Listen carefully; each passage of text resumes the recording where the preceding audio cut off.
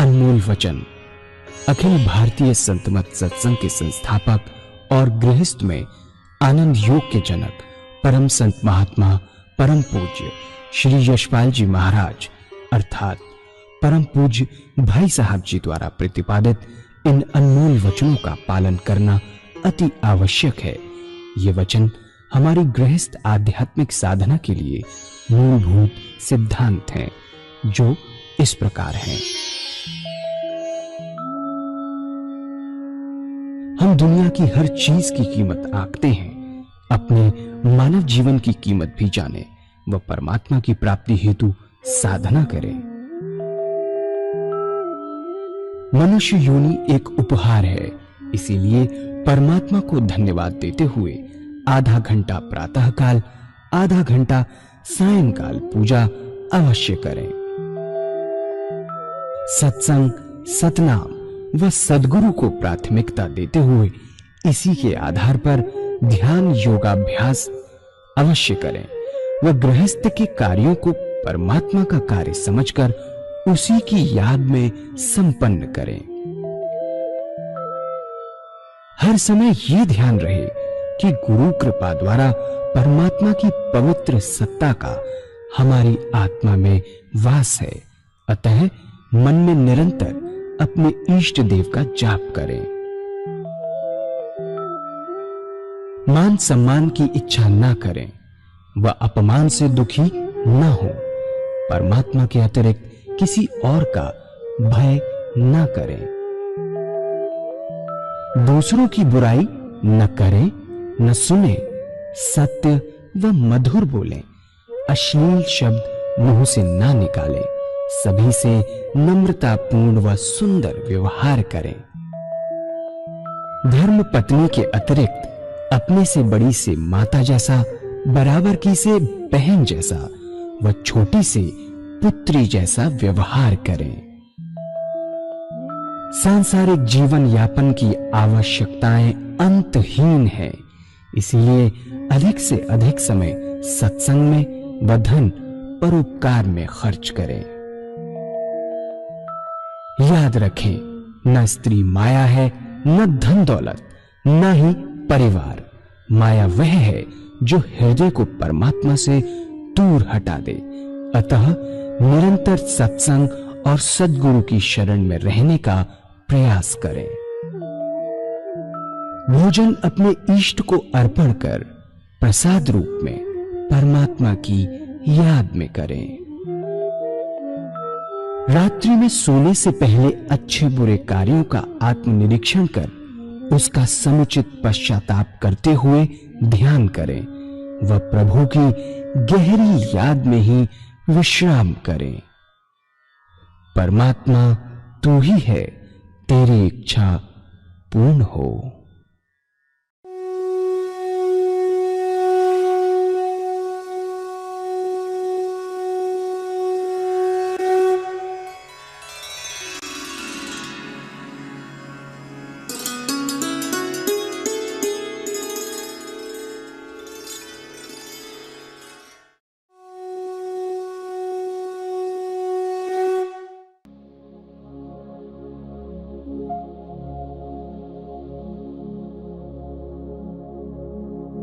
जय सद्गुरुदेव जय पद शरणं श्रेयस्वरूप चरणों शरणं। जय सद्गुरुदेव जय पद शरणं श्रेयस्वरूप चरणों शरणं। अभ्यास। भगवान श्री कृष्ण ने अभ्यास पर बहुत भारी जोर दिया। पहला आहार की शुद्धि, दूसरा विहार की शुद्धि, तीसरा अभ्यास। आज जो भी है, जिस पोजीशन पर हैं, वो हमारे अभ्यास पर निर्धारित करता है। अभ्यास से चीजें पक्की होती है, परिपक्व होती हैं और बहुत सुंदर स्थिति होती है। उसके बाद जो निराकार भाई के उपासक हैं, ओम अल्लाह वाहेगुरु, बड़े प्यार से उस नाम को चुनिए जो आपकी आत्मा को सबसे प्यारा लगता हो, बड़े प्यार से बैठिए। दिल की हर धड़कन पर उस नाम को सुनने की कोशिश कीजिए कि हमारे दिल से वो नाम निकल रहा है और हम सुन रहे हैं। ऐसी हालत होती है, उसमें ऐसे तल्लीन हो जाते हैं कि ना कोई दूसरा ख्याल रहता, ना विचार, अपने आप से गायब हो जाते हैं। जब वापस उस स्थिति में लौट कर आते हैं, बड़ी सुंदर अनुभूति हमको प्राप्त होती है। हमारा मन मस्तिष्क अनुपम आनंद से भर गया, बड़ी शांति मिली। तो ये तरीका ध्यान करने का, पूजा करने का, जो हमारे सदगुरु ग्रस्त के अंदर हुए, उन्होंने बताया कि अगर ऐसे करेंगे तो विशेष लाभ होगा, आत्मिक आनंद की प्राप्ति होगी, असली आनंद आएगा। जैसे जैसे इसमें डूबते चले जाएंगे और आनंदित होते चले जाएंगे, और कभी कभी बेखबर बेसुध होने की एहसास होगा, निद्रा का एहसास होगा। आत्मा को इतनी शांति मिलती है, मन को इतना आराम मिलता है कि यह अनुभव की बात है। ये जैसे जैसे इस रास्ते में बढ़ते चले जाएंगे, वैसे वैसे आपको अनुभव होते चले जाएंगे और रास्ता आपका खुलता चला जाएगा। अब एक भजन होगा। करो कृपा हे सदे गुरु,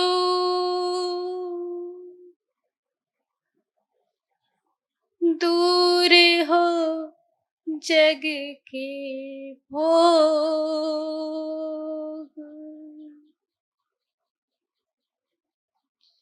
वही बने चाहत मेरी, समझे गुरु जिस योग्य,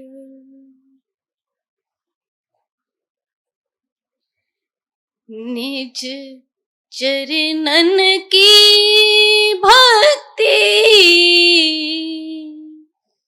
हे नाथ मुझे दे दो, वाणी में भी शक्ति मेरे नाथ मुझे दे दो, निज चरणन की भक्ति मेरे नाथ मुझे दे दो, वाणी में भी शक्ति हे नाथ मुझे दे दो,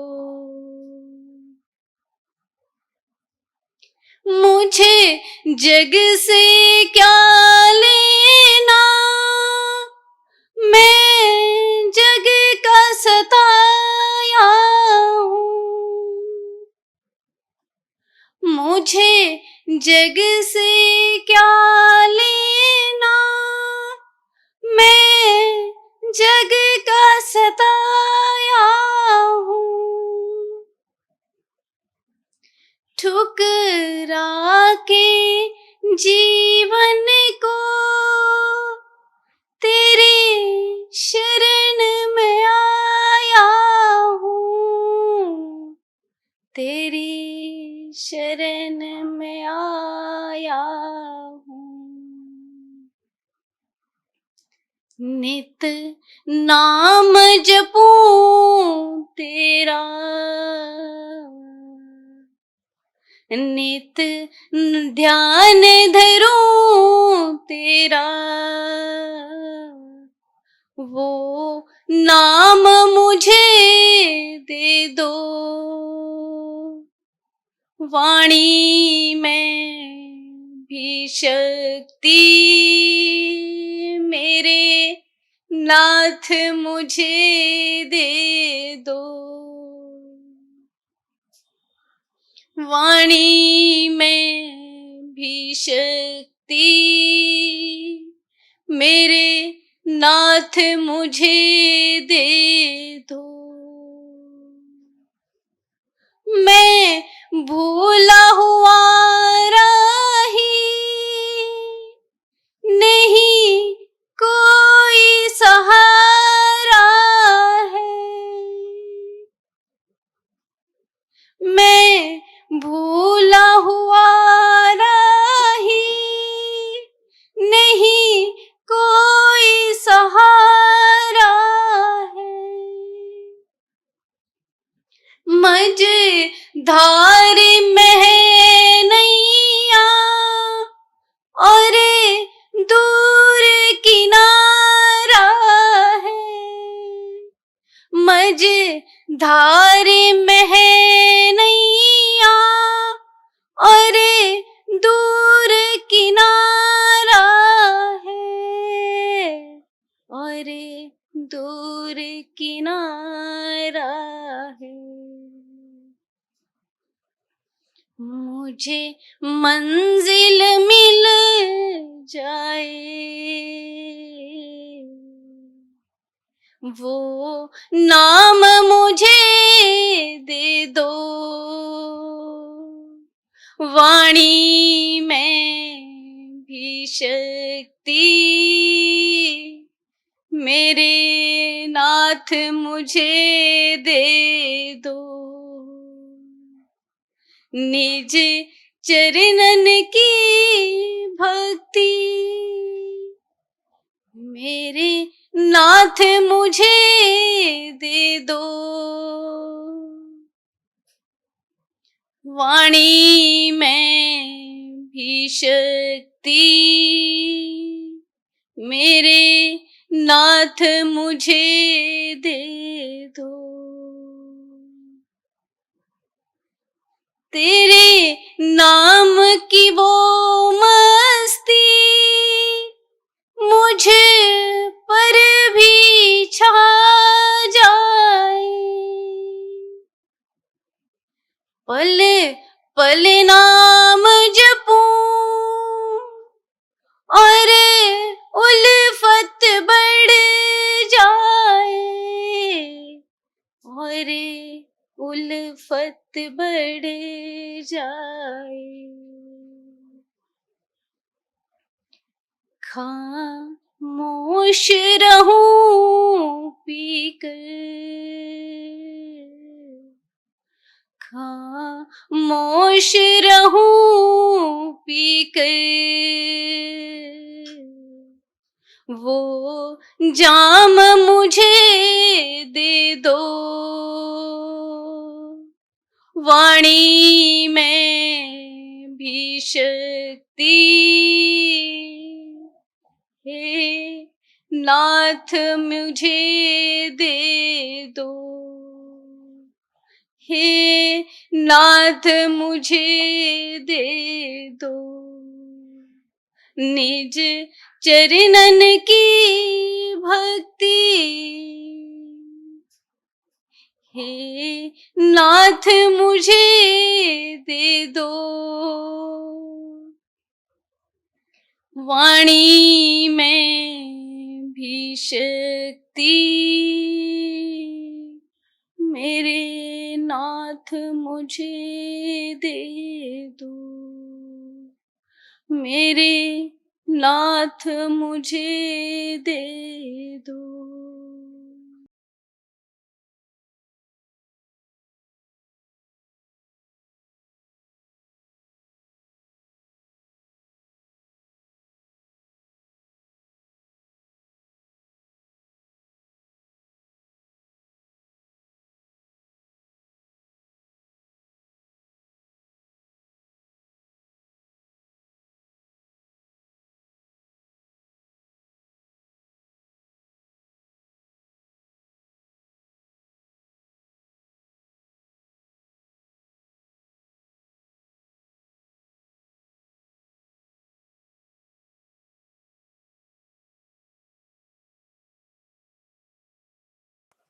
पूज्य माता और बंधुओं, अनादिकाल से दो रास्ते,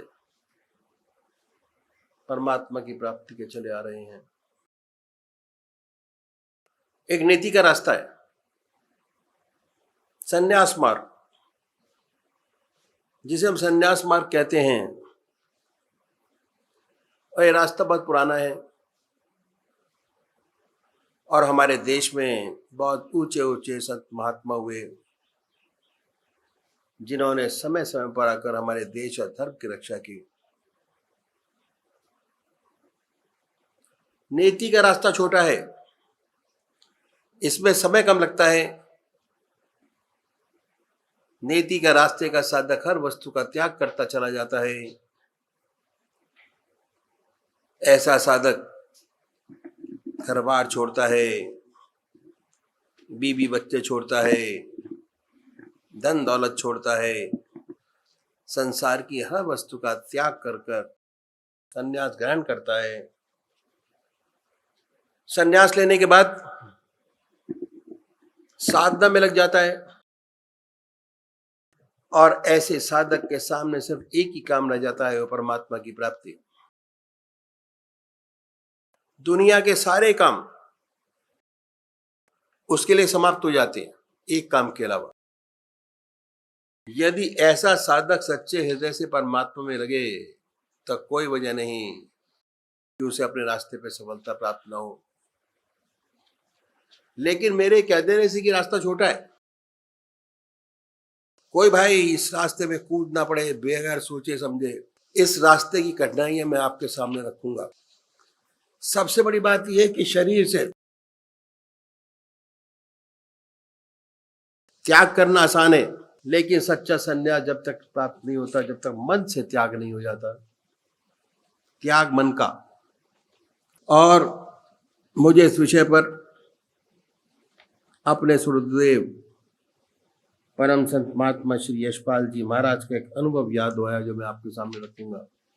एक बार वो जबलपुर से मुरादाबाद जा रहे थे, रास्ते में प्रयागराज का स्टेशन पड़ा। उन दिनों कुंभ का मेला समाप्त हुआ था। जब गाड़ी प्रयागराज स्टेशन पर पहुंची तो देखा कि स्टेशन पर काफी भीड़ थी। ये भीड़ एक महात्मा जिनको अवधूत कहते थे छोड़ने आई हुई थी। गाड़ी आई, जय जयकार हुआ, गले में हार डाले गए, फूलों से स्वागत किया गया। इत्फाक से, परमात्मा की कृपा से ये जो महात्मा थे उसी डिब्बे में चढ़े जिसमें इसके सदगुरु जी बैठे हुए थे और आपके सामने की बर्थ खाली थी, उसी पर आके विराजे। जब गाड़ी चली और कुछ आगे निकल गई तो आपके साथ बातचीत शुरू हुई। बातचीत के दौरान सेवक के गुरुदेव जी ने उनसे एक प्रश्न किया और ये था कि आपको सन्यास लिए कितना समय हो गया। उत्तर मिला 14 वर्ष। बातचीत में दूसरा प्रश्न किया कि महाराज आप ब्रह्मचारी हैं या जब सन्यास लिया तो गृहस्थी थे। उत्तर मिला मैं गृहस्थी था, मेरे स्त्री और 2 बच्चे थे। बातचीत होती रही। इसके बाद गुरुदेव जी ने उनसे प्रार्थना की कि महाराज एक प्रश्न और करना चाहते हैं, लेकिन वह प्रश्न कुछ टेढ़ा है, इसलिए पहले से आपसे क्षमा चाहूंगा और अगर आप मुझे सांत्वना दें कि इस टेढ़े प्रश्न से आप नाराज नहीं होंगे तभी प्रश्न किया जाए, अन्यथा नहीं। आगे का मैं किसी के हृदय को दुखाना नहीं चाहूंगा।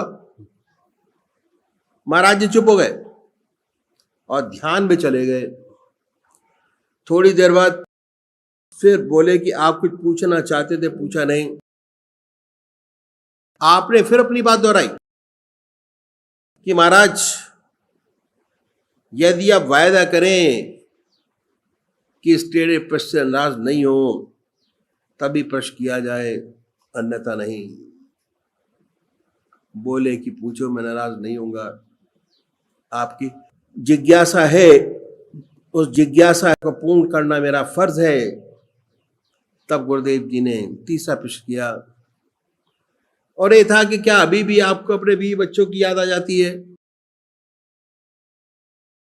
यह प्रश्न सुनकर वो खामोश हो गए और ऐसा महसूस हुआ कि वे ध्यान में चले गए।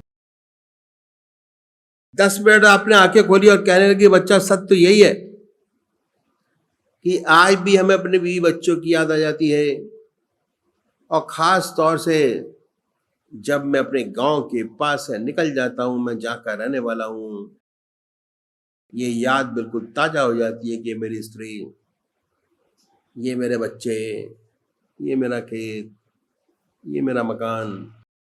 अब बच्चे बड़े हो गए और बड़े होके उन्होंने कामकाज संभाल लिया।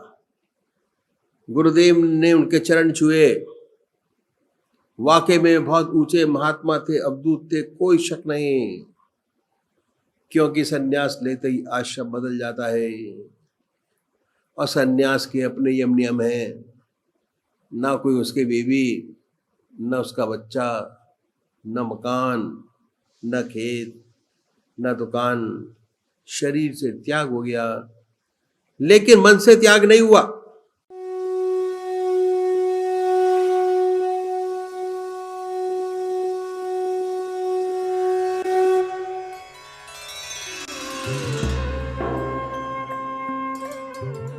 ध्यान योग के कार्यक्रम आनंद योग से निशुल्क जुड़ने के लिए संपर्क करें 9810239677।